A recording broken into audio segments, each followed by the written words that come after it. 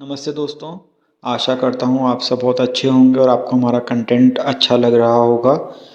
Please ज़्यादा से ज़्यादा लोगों के साथ अब आप हमारा कंटेंट शेयर कीजिए और चालू करने से पहले मैं आपसे अनुरोध करूँगा, प्लीज़ सब्सक्राइब कर लीजिए और बेल आइकन प्रेस कर दीजिए ताकि आप हमारी मोटिवेशनल स्टोरीज़ और कोटेशंस आपको समय पे मिलते रहें। आपने अक्सर लोगों को कहते हुए सुना होगा, भाग्य से ज़्यादा और भाग्य से पहले कभी किसी को कुछ नहीं मिलता है। आज इसी के ऊपर हमारी कहानी आधारित है।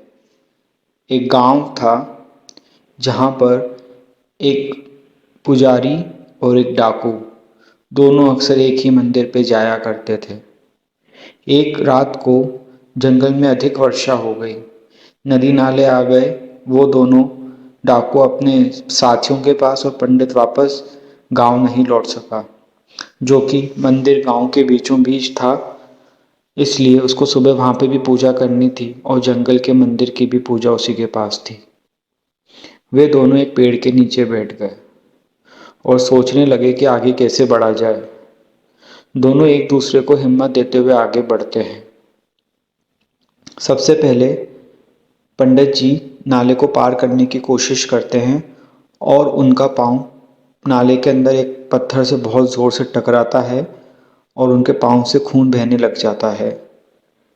डाकू तुरंत अपने कपड़े फाड़ के उनके पाँव पे लगा देता है और उनको कंधे पे बिठा लेता है ताकि वो अच्छे से गांव पहुंच जाए। डाकू स्वयं आगे बढ़ता है और उसका पाँव फिसल जाता है और वो पंडित जी के साथ एक गड्ढे में गिर जाता है। जहाँ डाकू का सिर लगता है वहाँ पे उसको कुछ अजीब सी आवाज़ आती है कि जैसे ज़मीन के अंदर कोई बक्सा दबा हुआ है। वो थोड़ा सा खोदता है और उसे एक लकड़ी का बक्सा ज़मीन पे मिल जाता है। शायद बारिश के आने से, मिट्टी का कटाव होने से वो बक्सा सतह पे आ गया था। जब डाकू वो बक्सा खोलता है तो उसको उसके अंदर बहुत सारे सोने, जवाहरात, हीरे मिलते हैं।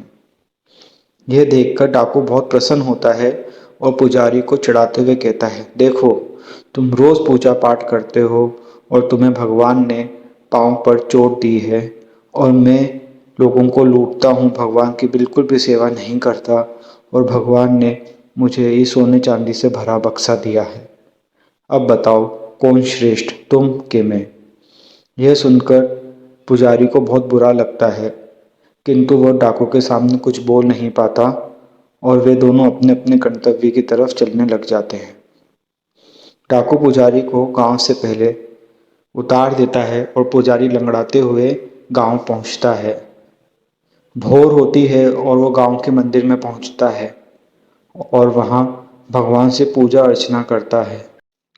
भगवान बहुत प्रसन्न होते हैं और तुरंत उसको दिव्य दर्शन देते हैं। वो भगवान के सामने रोने लगता है, भगवान से पूछता है, भगवान, मैंने इतने सालों तक आपकी सेवा करी है, क्या मेरे को यही फल मिलना था? और वो डाकू, उसको तो आपने सोने से भरा बक्सा दे दिया और मेरे को मेरे पाँव में चोट दे दी।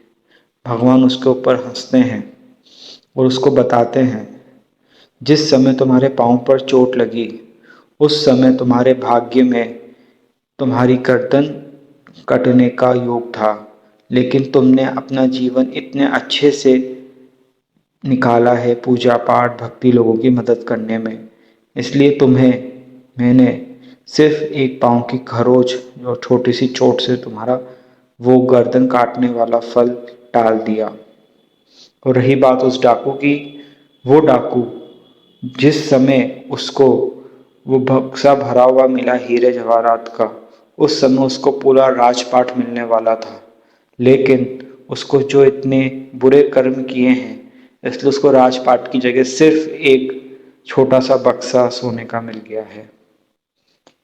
पुजारी मन ही मन सोचता है कि भगवान की लीला से भगवान ही समझ सकते हैं और भाग्य से ज़्यादा किसी को कभी कुछ नहीं मिल सकता। आशा करता हूँ आपको ये कहानी पसंद आई होगी।